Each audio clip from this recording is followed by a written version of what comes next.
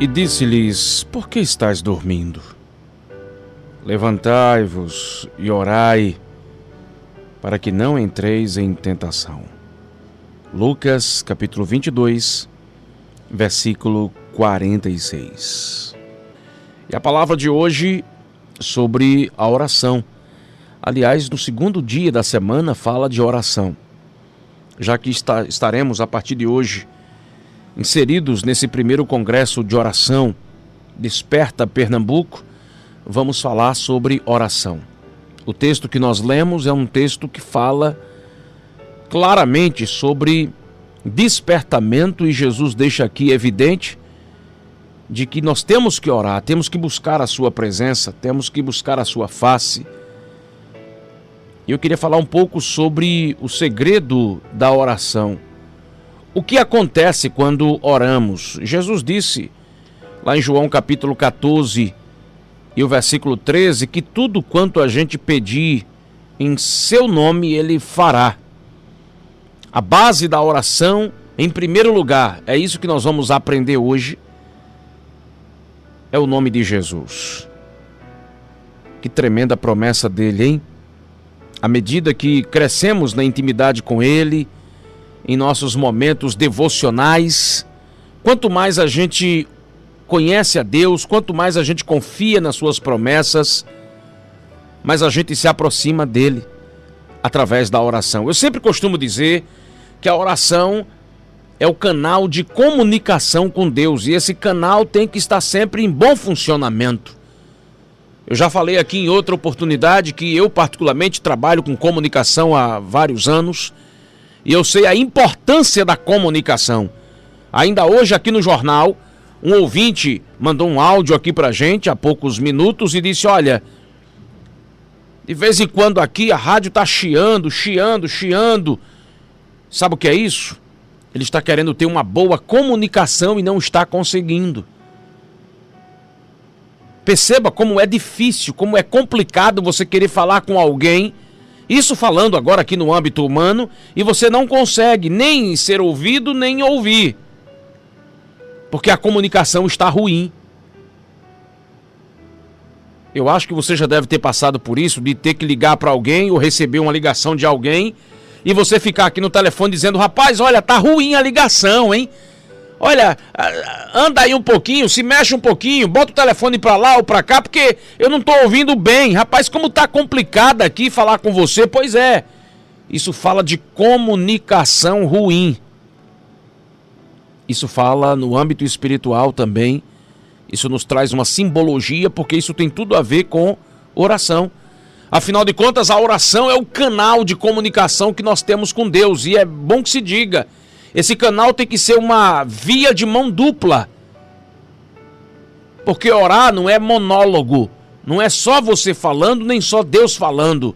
Oração é diálogo. É você falando com Deus, mas Deus também falando com você. Então a importância da oração para a minha vida e para a sua é extremamente importante. Um crente que não ora, tá difícil a vida dele, tá complicada a vida dele. E ele tem que ter prazer em orar. Eu glorifico a Deus porque dentro de mim esse prazer aumenta a cada dia. E eu tenho dito ao Senhor: Senhor, que essa alegria em orar possa estar crescendo a cada dia, aumentando a cada dia. Porque, irmãos, um crente que não ora, um povo que não ora, é como um barco no mar sem leme, sem um comandante. Vai ser jogado para um lado, jogado para o outro. Então a oração é extremamente importante. A igreja do Senhor tem que orar, tem que buscar a presença do Senhor. A gente não pode viver uma vida tão somente de faz de conta de ser crente. Temos que orar. Há dias atrás eu li um artigo, por exemplo, da importância que o muçulmano dá, por exemplo, na questão da oração. E eu dizia até isso na igreja, que um motorista muçulmano dirigia um ônibus no centro de Paris, na França, e quando chegou na hora da oração, Ele parou o ônibus, pegou um tapete, desceu do coletivo, isso em pleno trabalho. Colocou o tapete no chão, se dirigiu para a cidade de Meca e ali ele fez as suas preces, depois subiu novamente, enrolou o tapete e deu continuidade ao seu trajeto no ônibus. Isso foi matéria aqui numa revista, eu estava lendo há dias atrás, há um tempo atrás, e eu fiquei analisando, dizendo, olha só, uma pessoa orando para um Deus que não existe, uma pessoa adorando a um Deus que não existe, porque o Deus que existe é o Deus de Abraão, Isaque e Jacó. Esse é o Deus que reina sobre tudo e sobre todos, mas leva a sério o momento da oração dele com o Deus dele. E muitas vezes eu e você que conhecemos o verdadeiro Deus, não levamos isso a sério. E eu queria falar para você, em rápidas palavras, a importância da oração. Em primeiro lugar, a oração tem que ser no nome de Jesus, porque há poder nesse nome. Você vê que Jesus sempre diz em meu nome, ele está dando uma garantia de que quando nós oramos em nome de Jesus, o Pai ouve e responde. A primeira lição que nós temos que aprender, e Jesus deixa claro isso aqui em João 14, é que tudo quanto pedirdes no seu nome, ele fará, a fim de que o Pai seja glorificado no Filho.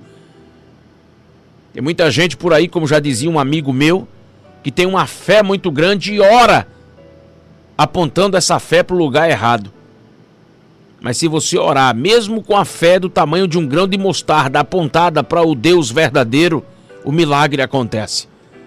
Porque há poder no nome de Jesus. Quando ele diz, tudo quanto pedirdes em meu nome, ele está dando garantias de que o Pai vai ouvir. E há duas implicações aqui nessa afirmação de Jesus. Quando ele diz que a gente deve pedir tudo quanto quisermos no seu nome, a primeira implicação disso aqui é o seguinte, é como se fosse o próprio Senhor Jesus pedindo. Porque devemos entender que Jesus é Deus. Para a salvação da humanidade, para a glória do Pai, ele temporariamente assumiu as limitações da humanidade quando veio a esse mundo. E a Bíblia lhe chama de unigênito, que significa único gerado, primogênito. Ele foi colocado na posição de sacerdote, é o único mediador entre Deus e homens. Portanto, quando eu e você pedimos no nome de Jesus, há uma garantia de acesso ao Pai. Tem muita gente por aí pedindo em nome de José, de Maria, de João, de Pedro. Não. A oração tem que ser no nome de Jesus. É uma garantia que eu tenho que o Pai vai ouvir a minha oração. E Jesus deixa claro isso em João 14, 13. Não é no nome de Buda, não é no nome de Alá, não é no nome de Maomé, não. É no nome de Jesus. E tudo quanto pedirdes em meu nome, isso eu farei, para que o Pai seja glorificado no Filho. Você tem que pedir no nome dele. Está pedindo em nome de quem? Esse é o primeiro segredo de uma oração para ser respondida. Peça em nome de Jesus. Essa é a primeira implicação. E qual é a segunda? É que quando eu peço em oração pelo nome de Jesus, eu estou dizendo que o nome dele está sobre todo o nome. Está sobre todo o nome. Porque Jesus, depois de ter feito a obra de resgate, de restauração do ser humano, de toda a criação, diz a Bíblia que ele recebeu o nome que está acima de todo nome. E diz a palavra que um dia este nome fará todo joelho se dobrar, toda língua há de confessar que Jesus Cristo é Senhor, para a glória de Deus Pai. Oh, aleluia! E quando ele deu a grande comissão aos discípulos, a Bíblia fala que ele diz, todo o poder me foi dado no céu e na terra. Jesus tem todo o poder.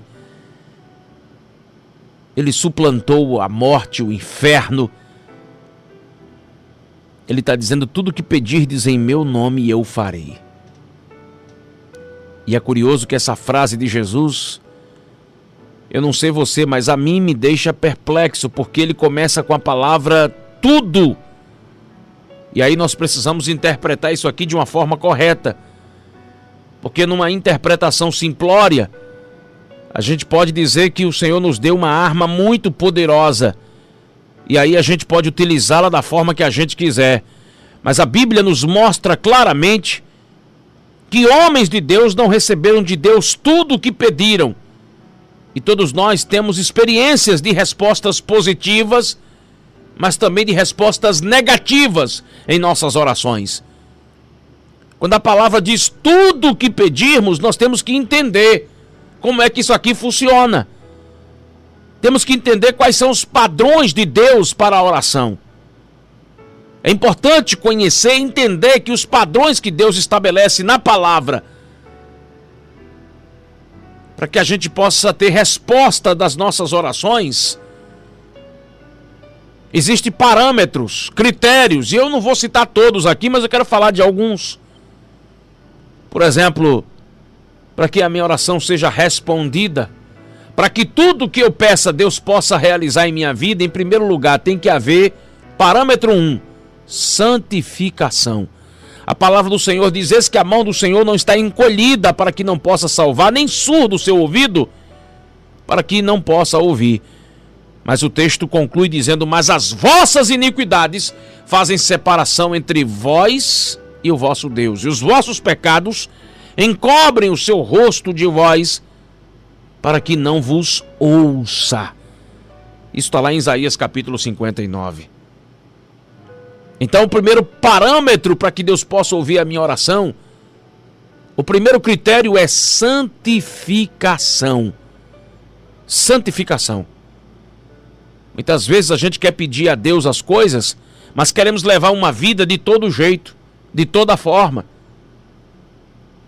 E o pecado é um dos grandes impedimentos para que Deus escute as nossas orações. Deus é santo, querido, e é impossível chegar diante dele com a vida cheia de imundícia.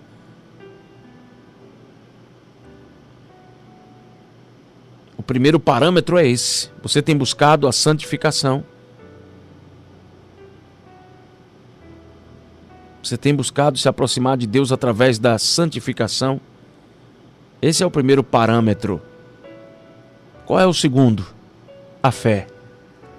A palavra do Senhor nos diz, o escritor aos Hebreus deixa claro isso lá em Hebreus capítulo 11, versículo 1, diz: ora, a fé é a certeza de coisas que se esperam e a convicção de fatos que se não veem. Essa é a definição bíblica de fé. É a certeza de coisas que se esperam. Em outras palavras, a fé não é um salto no escuro. A fé, ela tem que ser baseada em algum objetivo seguro. No meu caso, no seu, que servimos ao Senhor, a nossa fé é baseada em quê? Na palavra. Por isso, ela é a certeza de coisas que se esperam. Mas também diz que é a convicção de fatos que se não veem. Porque a fé é algo sobrenatural. A fé é a convicção de que algo que não estamos vendo vai acontecer. E a fé é gerada aonde? No ouvir. E ouvir o quê? A palavra de Deus. Paulo diz isso lá em Romanos 10, né? De sorte que a fé é pelo ouvir e ouvir a palavra de Deus. Duas coisas acontecem quando eu e você ouvimos a palavra de Deus. Em primeiro lugar, a palavra transmite o quê? Vida espiritual. A palavra transmite o quê? Fortaleza, nos ajuda a crer no poder do Senhor. Em segundo lugar, eu e você somos confrontados com as minhas, com as tuas limitações. E a gente entra numa dependência de Deus que vai nos ajudar a crer que somente Ele vai poder fazer o milagre. Ou seja, na nossa oração tem que haver esse elemento chamado fé. Fé. Porque tem muita gente por aí, irmãos, que está orando, mas é aquela oração dizendo quem sabe, né? Quem sabe? Eu falava na igreja por esses dias que uma das coisas que mais me entristece é quando você sauda um irmão seu com a paz do Senhor e pergunta a ele: como é que vai, meu irmão? Tudo bem? Eu já ouvi tanto isso. Irmão, tem que dizer que tá bem, né? Ainda fala assim, tem que dizer que tá bem, né? Ah, meu querido, tá tudo bem. Porque na minha oração tem um elemento chamado fé. E fé é acreditar naquilo que nem existe, mas entendendo de que pelo poder da palavra de Deus vai passar a existir. Na minha oração tem um elemento fé. Eu creio. Em todos os milagres que Jesus operou, você vai ver ele sempre perguntando: você crê? Se creres, verás a glória de Deus. Vai, a tua fé te curou. Vai, a tua fé te salvou. O segundo parâmetro é esse, é fé. Você tem tido fé na sua oração? Você tem crido que Deus vai fazer maravilhas? Porque infelizmente, queridos, tem pessoas que oram, mas a oração dele é aquela oração do ritual. É aquela oração que ele se acorda, faz aquela oraçãozinha e vai embora.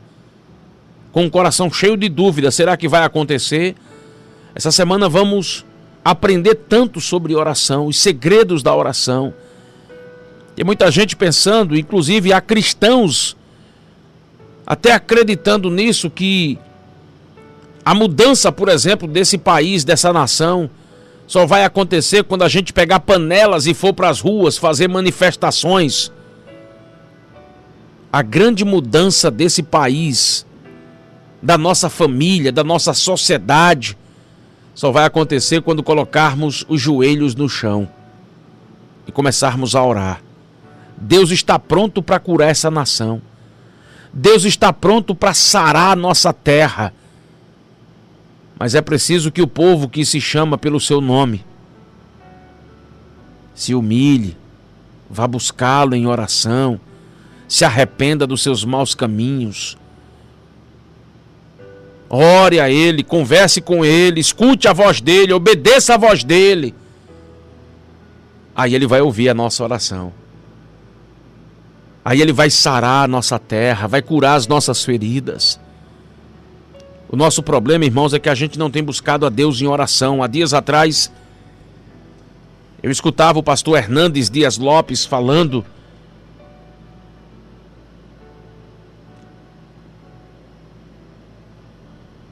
sobre uma viagem que ele fez à Coreia do Sul, e ele falava sobre o crescimento da igreja na Coreia do Sul. Nós sabemos que hoje a maior igreja do mundo está ali naquela região, naquele país tão próspero. Um país tão rico, tão próspero que é a Coreia do Sul. E ali o pastor Hernandes Dias Lopes visitou algumas igrejas. E ele disse que em cada igreja que ele chegava, por menor que fosse, tinha no mínimo 40 mil crentes. Você imagine uma igreja com 40 mil crentes. E ele disse, olha, eram igrejas consideradas pequenas na Coreia do Sul. Uma igreja pequena com 40 mil crentes.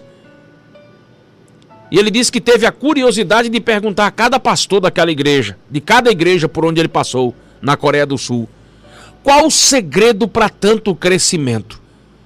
Ele disse, irmãos, eu passei por igrejas que tinham 40 mil crentes, igrejas que tinham 60 mil crentes, igrejas que tinham 80 mil crentes, igrejas que tinham 100 mil crentes. E ele disse, na Coreia do Sul, a menor igreja, ela já parte com 40 mil crentes. A menor igreja. E chega-se a números como a própria igreja de Pyeongchang, que chega a 1 milhão de crentes. Você imagina você uma igreja com 1 milhão de crentes? E ele disse que a resposta foi a mesma. Parecia até que os pastores tinham se combinado. Ele disse que por cada igreja que ele passou na Coreia do Sul, ele teve essa curiosidade de perguntar ao pastor da igreja qual o segredo do crescimento. A pergunta era uma só. E ele disse que, para sua surpresa, a resposta também era uma só: oração. Na Coreia do Sul, os irmãos passam dias, semanas, meses em oração. É por isso que a Coreia do Sul é um dos países mais ricos do mundo. É por isso que a Coreia do Sul é um dos países onde o crescimento do cristianismo avança de uma forma impressionante. Qual o segredo de tudo isso? Oração. Uma nação abençoada é uma nação que ora. E eu quero dizer algo aqui, irmãos, que lamentavelmente é uma verdade e a gente não pode fugir dela. Sabe por que é que o Brasil está nessa situação? Culpa minha e sua também. Não é só culpa dos corruptos que estão aí, não. A culpa também é minha e sua. Porque se nós tivéssemos no Brasil, de fato, uma igreja que estivesse sempre de joelhos em oração, nós não estaríamos numa situação como essa. Porque o texto sagrado é claro em dizer, se o povo que se chama pelo meu nome orar, me buscar, se arrepender dos seus maus caminhos, se humilhar, Deus está dizendo ao povo, olha, venha me buscar, venha orar, eu tenho solução para o país, eu tenho solução para o Brasil. Mas como é que pode uma nação que daqui a, quem sabe, 20 anos, pelo menos é o que diz as pesquisas, será uma nação evangélica e uma nação com tanta coisa ruim acontecendo, tanta corrupção, tantos escândalos? O que está acontecendo? Se é uma nação que se projeta daqui a mais 20 anos ser a nação mais evangélica do mundo e o povo nessa situação. A culpa também é minha e sua, que não estamos orando, porque o segredo está aqui. Se a gente orar, a gente não entra em tentação. Se a gente orar, milagres acontecem. Se a gente orar, a igreja avança, a igreja cresce, as pessoas ficam felizes. Se a gente orar, Deus vai fazer as coisas acontecerem nessa nação, vai ter mais emprego, a gente não vai ter tantos problemas. Mas, infelizmente, o que a gente vê por aí, irmãos, são igrejas que se preocupam com tudo, menos com oração. E eu louvo a Deus por essa visão, por esse despertamento que Deus colocou no coração do anjo da igreja aqui. Eu tenho certeza que a sua igreja também será impulsionada. Eu tenho certeza que ao final dessa grande campanha, desse grande congresso de oração, muita coisa vai mudar. Porque em nenhum momento da história da igreja, a igreja orou para que algo não acontecesse. Vai acontecer coisas. Coisas tremendas irão acontecer, porque estaremos de joelho. Estaremos em consagração buscando ao Senhor. Muita coisa vai mudar na minha vida, na sua vida. No estado de Pernambuco, muita coisa vai mudar. Então vamos orar. Vamos buscar ao Senhor. Vamos ter o hábito da oração. A Bíblia fala que Daniel orava 3 vezes ao dia.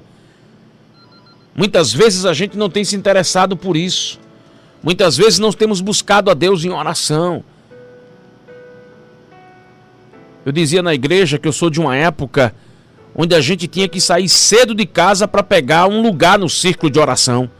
Você alcançou essa época onde a gente tinha que chegar cedo na igreja, porque senão a gente ficava em pé no círculo de oração. Hoje há círculos de oração por aí que tem que se criar até alguma coisa, fazer alguma coisa, porque o povo, se brincar, nem para a igreja quer ir orar mais. Eu sou de uma época onde meu pai dizia, meu filho, vamos embora. Pegava minha mãe, vamos embora para a igreja, senão a gente vai ficar em pé. Hoje o círculo de oração, e a gente não tinha o que a gente tem hoje. Hoje a gente tem rádio, televisão, internet, tanta coisa. E quando a gente chega no círculo de oração, irmãos, o povo não aparece, ninguém quer orar. A gente quer o melhor de Deus, mas não quer dar o melhor para Ele. Ontem eu participava de uma reunião onde eu dizia isso. Muitas vezes a gente quer o melhor de Deus, mas não queremos dar para Ele com excelência, não queremos fazer a obra dele com excelência. Ah, irmão, se tem uma coisa que me incomoda na igreja é quando eu vejo as coisas de Deus sendo feitas de todo jeito. Eu não sei se isso incomoda você, mas a mim me incomoda.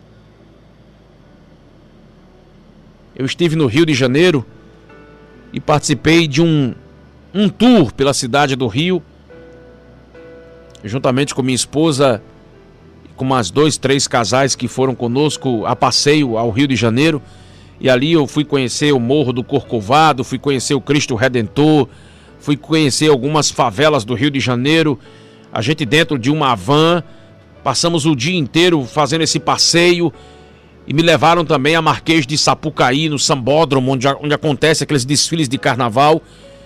E a guia turística no Rio de Janeiro estava dizendo pra gente: olha, aqui acontece o maior espetáculo do Brasil, que é o carnaval, que vocês assistem na televisão. E ela dizendo pra gente: olha, aqui é algo espetacular que acontece. As escolas de samba passam o ano inteiro se preparando para passarem aqui por esse corredor da Sapucaí. Aqui nada pode dar errado, tudo tem que sair de uma forma perfeita. E a gente já viu isso pela televisão, né? Quando você liga em época de carnaval, a gente nem assiste, porque só é o que se fala de carnaval, mas a gente vê o interesse das pessoas em procurar oferecer ao diabo aquilo que tem de melhor. Estamos aí numa época junina, você chega, por exemplo, em Caruaru, você chega na Paraíba, e você vê aí esses movimentos juninos, né? As pessoas organizando quadrilhas, e tudo tem que sair perfeito. Um passo não pode ser dado errado. Mas muitas vezes para o Senhor, a gente quer fazer como Israel fez, como está lá em Malaquias, capítulo 1. Oferecer a Deus o boi cego, a ovelha manca. A gente quer oferecer para Deus o que sobra, o que resta, o defeituoso. O que não serve é a nossa oferta para ser dada ao Senhor.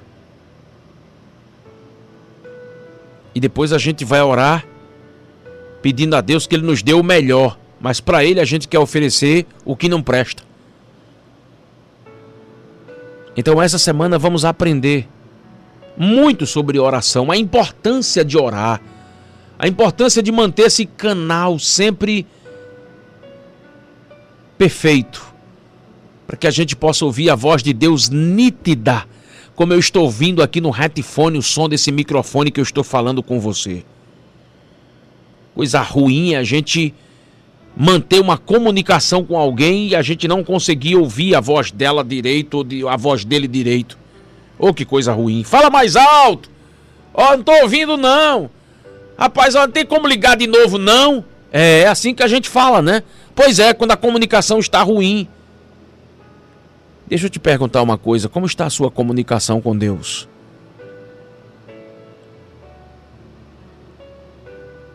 Como está a minha comunicação com Deus? E tem uma coisa, viu? Deixa eu te dizer uma coisa. Se está acontecendo alguma interferência nessa comunicação chamada oração, tenha certeza de uma coisa, a culpa nunca será dele, será sempre nossa. A culpa será sempre minha e sua. Porque a Bíblia fala que os ouvidos de Deus estão sempre abertos para ouvir a mim e a você. Se está havendo alguma interferência nessa comunicação, a culpa é nossa. A culpa é minha e sua. Então, vamos juntos participar desse grande congresso de oração. Vamos juntos estar buscando a presença do Senhor. Vamos juntos clamar pela sua família. Você tem orado pela sua família, eu tenho orado pela minha. Nós temos que entender, queridos, que Deus está preocupado, não só comigo, não só com você, mas com o nosso futuro. Nós devemos orar pelos nossos filhos, orar pela nossa família. Eu tenho feito isso sempre. Deus, tenha misericórdia dos meus filhos, me ajuda. Oh Deus, eu tenho certeza que o Senhor está preparando um futuro maravilhoso para eles. Eu tenho pedido isso para o Senhor em minhas orações. Deus, a minha mãe, tenha misericórdia dela. Meus irmãos, ajuda, Senhor. Traz os meus irmãos para a tua casa. Ô Senhor, meu desejo é ver minha família inteira te servindo. Nós temos que se preocupar com isso. Muitas vezes, queridos, estamos só preocupados com a nossa espiritualidade. Mas temos que orar pelo nosso país, orar pela nossa nação. Nós estudamos aqui semana passada sobre Ezequias. E eu quero dizer para você que quando Deus manda a sentença para o palácio de Judá, dizendo: Isaías, vai lá e diz a Ezequias que coloque a casa dele em ordem. Deus estava olhando para o amanhã de Ezequias, e Ezequias não colocou essa casa em ordem. Quando você se debruça sobre a história de Ezequias, você vê que Ezequias não colocou a casa em ordem. Porque ter uma casa em ordem não é só dizer para Deus, eu sou fiel a ti. Ezequias disse, eu andei em fidelidade contigo, mas isso não é ter a casa em ordem tão somente. Ezequias disse, olha, eu andei com inteireza de coração, integridade, eu fui honesto contigo, mas isso só não é ter a casa em ordem. Ezequias disse, olha, eu andei nos teus caminhos, mas isso não é só ter a casa em ordem. Tem muito mais coisa que a gente precisa ajustar, porque Deus não abre mão de nada. A palavra do Senhor diz que Deus olha para Sardes e diz, olha, tu tens nome de quem és rico, mas és pobre. Deus olha para Tiatira e diz, olha, tu toleras Jezabel. Deus olha para Pérgamo e diz, eu tenho contra ti que toleras aí os seguidores da doutrina de Balaão. Deus olha para Éfeso e diz, olha, onde está o teu primeiro amor? Você vê que Deus não abre mão daquilo que eu penso que para Deus não vai fazer diferença alguma. Mas faz. O que eu acho impressionante, por exemplo, em Ezequias, é que diz a Bíblia que um dia Merodach, um dos oficiais babilônicos, chega em Judá. Ezequias está mostrando tudo que tem dentro do império de Judá, dentro do reinado, de Judá, e diz a Bíblia que ele mostra tudo aos babilônicos, e o Senhor manda Isaías novamente lá no palácio e diz, olha, pergunta lá a Ezequias o que foi que ele fez. Isaías foi e disse, olha, o que foi que tu fizestes aqui? Quem são esses estranhos que vieram aqui em Judá? Não, são da Babilônia, oficiais babilônicos. E eu mostrei a minha casa todinha, todos os tesouros, mostrei tudo, não ficou nada encoberto que os babilônicos não vissem. Isaías disse, Deus me mandou vir aqui dizer que um dia eles virão aqui e irão levar todos os tesouros que toda a tua família guardou. Teus filhos serão eunucos, escravos deles. Sabe o que é que Isaías disse? Sabe o que é que Ezequias falou? Boa foi essa palavra. Você imagina Isaías chegando dentro do palácio dizendo, olha, um dia eles virão aqui, irão levar todo o tesouro que teu pai, teu avô, que toda a tua família juntou aqui no palácio de Judá, irão acabar com tudo, irão destruir Judá, irão levar teus filhos cativos. E depois que Isaías diz isso, sabe o que é que disse Ezequias? Boa é essa palavra. Sabe por quê? Ezequias disse, isso não vai acontecer no meu reinado não, vai ser lá na frente.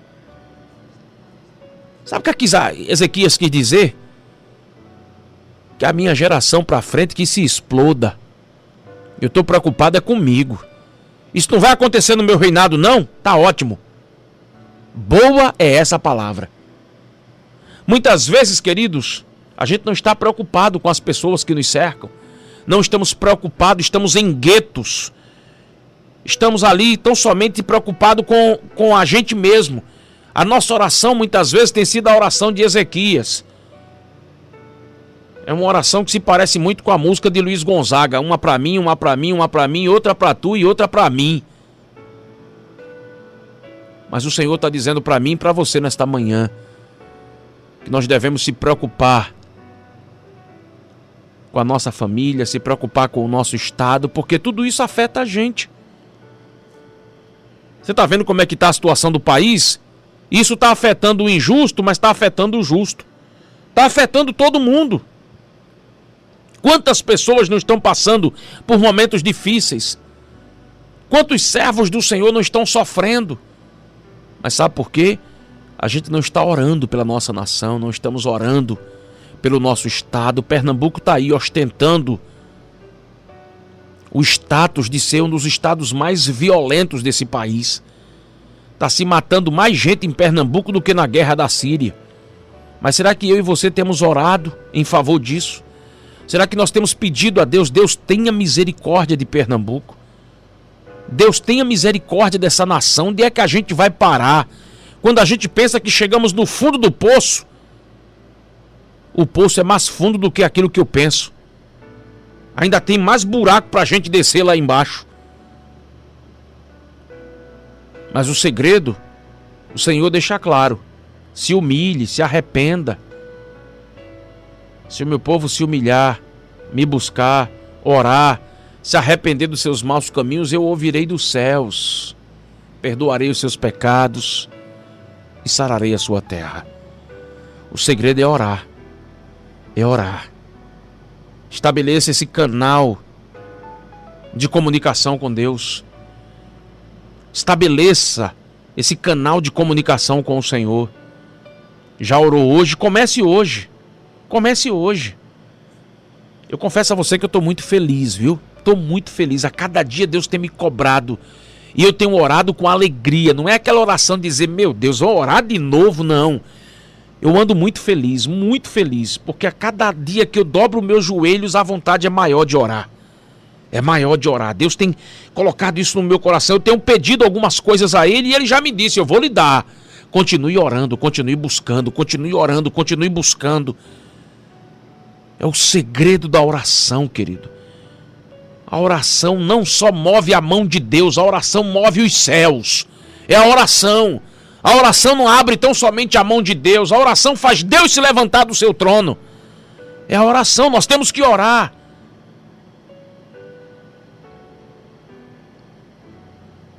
E que nessa manhã nós possamos guardar essa palavra.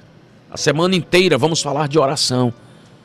Sábado estaremos dando início a esse grande congresso a partir do cenáculo da Avenida Cruz Cabugá. Eu estarei lá, quero ver você lá com toda a sua família. Estaremos ali das 8 da manhã, pontualmente, até as 5 da tarde. 1 hora de oração, 1 hora de palavra. 1 hora de oração, 1 hora de palavra. Em jejum, se você pode ir em jejum, vá. Tenha certeza de uma coisa, ao final desse congresso, você vai ver portas se abrindo. Você vai ver milagres acontecer dentro da tua casa. Você vai ver famílias sendo restauradas. Você vai ver que coisas grandes irão acontecer em Pernambuco. Coisas grandes irão acontecer nesse país. Porque isso é promessa de Deus. Se meu povo orar, me buscar, se humilhar, isso aqui não é conto da carochinha, não é promessa de quem não cumpre com a palavra. É Deus que está dizendo, faça! E você vai ver o que é que vai acontecer. É Deus que está dizendo. Não é o governador, não é Michel Temer. É Deus dizendo, ore, busque a minha face. Busque a minha presença, se consagre. Os milagres vão acontecer, portas irão se abrir. Amém?